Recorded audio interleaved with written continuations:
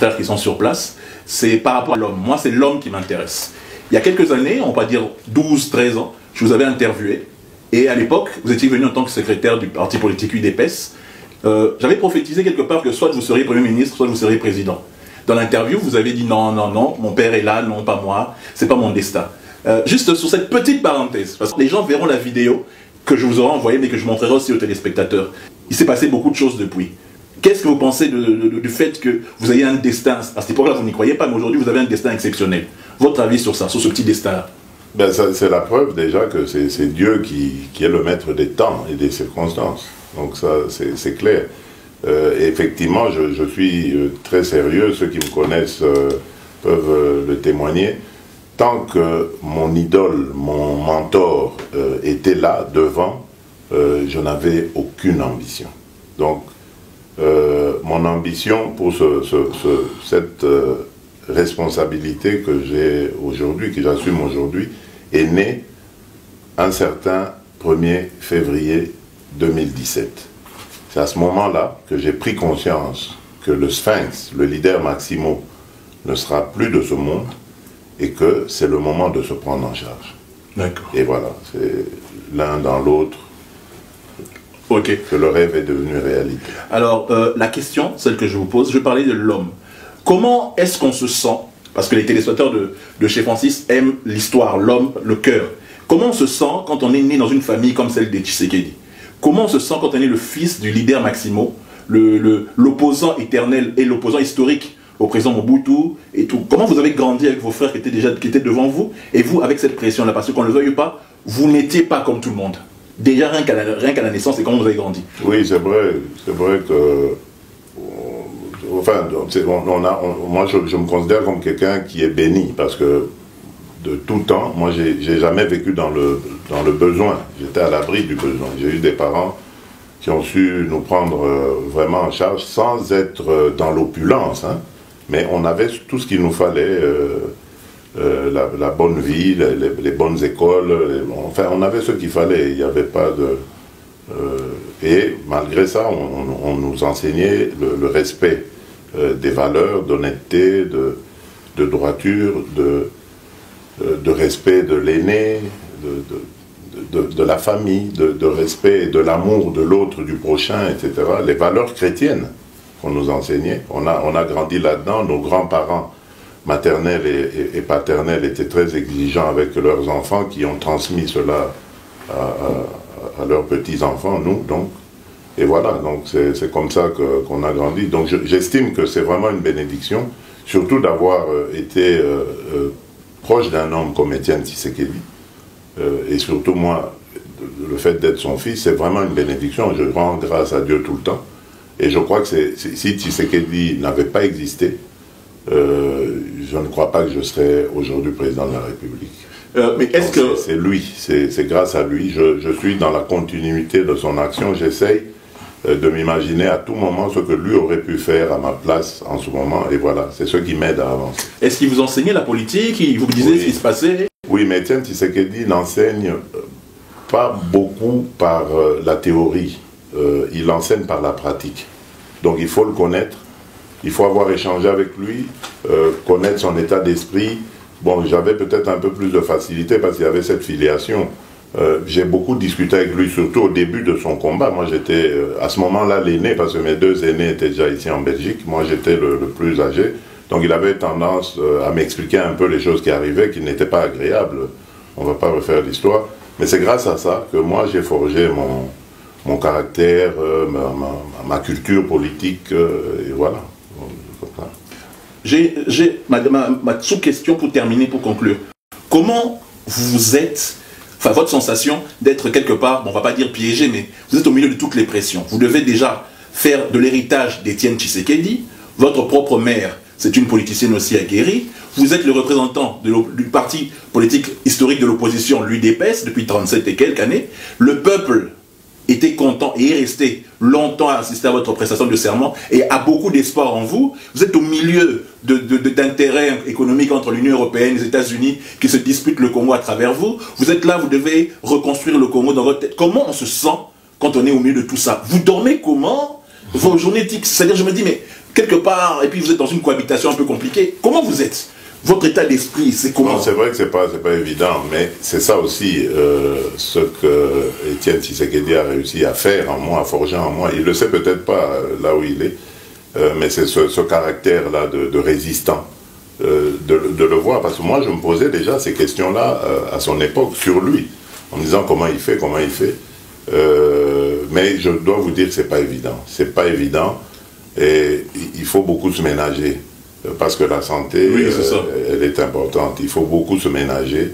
Ce n'est pas du tout évident. Et je peux vous le dire vraiment à coup sûr, moi je ne vais pas m'éterniser au pouvoir à cause de ça. Parce que j'ai découvert vraiment que c'est un homme normal ne peut pas faire plus de 2 mandats s'il veut rester en bonne santé dans ce pays-là, à la tête du Congo. Mais comment vous gérez les pressions? L'UDPS peut-être pense le contraire de ce que vous dites. Mais c'est ça, je dis, que j'ai appris d'Étienne Tshisekedi par la tolérance. Donc ça, c'est vraiment quelque chose que j'ai travaillé en moi, la tolérance. Déjà, il faut accepter les points de vue des uns et des autres. Par le contact, il faut rencontrer les gens, il faut discuter, il ne faut pas se couper des gens. Parce que là, la pression risque de s'accentuer, puisque vous ne savez pas ce qu'ils pensent. Il faut savoir ce que pensent les gens, il faut parler aux gens. C'est eux qui vont vous aider à évacuer votre pression et à orienter les choses de telle sorte que leur pression aussi diminue. Parce que quand les gens vous font pression, c'est parce qu'ils sont souvent sous pression aussi. Donc il faut gérer les gens. C'est aussi tout un art, ça, de gérer la communauté, les gens autour de soi, sans qu'il y ait de pagaille. C'est pas évident, c'est pour ça que je vous dis, c'est très difficile. On dort très peu quand on est chef d'État, on dort très tard, et c'est un peu ma vie. Donc il m'arrive des fois de dormir le matin et de me réveiller l'après-midi. Mais votre entourage vous aide? Ce que vous avez choisi? Ben, j'espère. On est tous arrivés dans une première expérience, donc il faut aussi être tolérant avec les uns et les autres. Je ne suis pas d'accord avec ceux qui persévèrent dans l'erreur et je prends soin de les éloigner, mais ceux qui commettent des erreurs qui sont tout à fait humaines et inhérentes à un être humain, on pardonne. Curiosité du public, comment ça se passe vos rencontres avec l'ex-président? Vous vous parlez comment? Je ne sais pas. C'est quoi l'histoire? Il s'assoit, il vous regarde, vous le regardez, c'est comment? Bien, ça se passe bien, en tout cas... Malgré que vos lieutenants se tirent dessus, hein. Oui, interposé. Oui, mais c'est toujours serein. Bon, vous savez que c'est pas un homme très expressif, très agité non plus. C'est quelqu'un qui vit tout de l'intérieur. Donc, même quand il n'est pas content de quelque chose, il ne le fait pas vraiment voir directement. Mais on sent que là, on est dans une zone de tension. Là, ça va mieux. Et on peut le sentir. Et moi, surtout, ce que j'ai comme, je dirais, don, c'est de vite connaître les gens. Quand je connais une personne, j'essaye vraiment de mieux la connaître, de savoir qu'est-ce qui lui plaît, qu'est-ce qui lui plaît pas. Enfin, j'ai toujours eu ce don-là, de très bien connaître les gens. C'est pour ça que beaucoup pensent que je me fais avoir, mais en réalité, non. Parce que même quand quelqu'un pense qu'il est plus malin, oui, moi je sais qu'il pense ça et je sais à quel moment il va déchanter, quoi. Donc voilà, donc je me trompe rarement, mais voilà, c'est un peu ça. On va conclure avec cette préoccupation de la diaspora. Est-ce que d'ici 2023, aurons-nous le droit de voter, ceux qui sont restés congolais?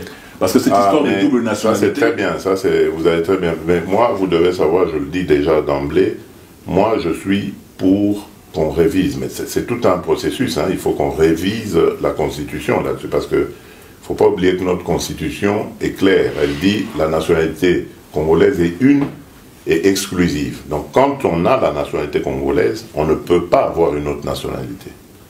Donc ce qui est très difficile pour les Congolais d'origine, devenus autre chose, de revenir au Congo, parce qu'à partir du moment où ils sont devenus autre chose, ils ne peuvent plus être Congolais. La nationalité congolaise, on ne peut pas l'avoir en partageant une autre.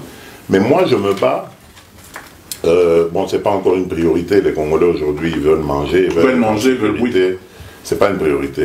Nos amis, nos frères de la diaspora doivent comprendre aussi qu'il y a d'autres priorités qui passent avant, mais j'espère que j'y arriverai, on pourra traiter de ça. Il faut qu'on change les choses, surtout pour nous les Congolais.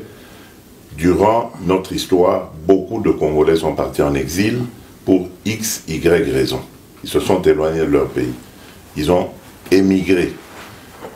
Et donc, tous ces Congolais sont restés attachés. Ils ont de la famille chez nous. Ils sont restés attachés à leur pays. Donc on ne peut pas les considérer comme des gens qui ne sont plus Congolais. C'est pas possible. Il y en a qui sont nés là-bas, qui ont grandi là-bas, qui sont partis et qui ont acquis d'autres nationalités. Ce sont des Congolais.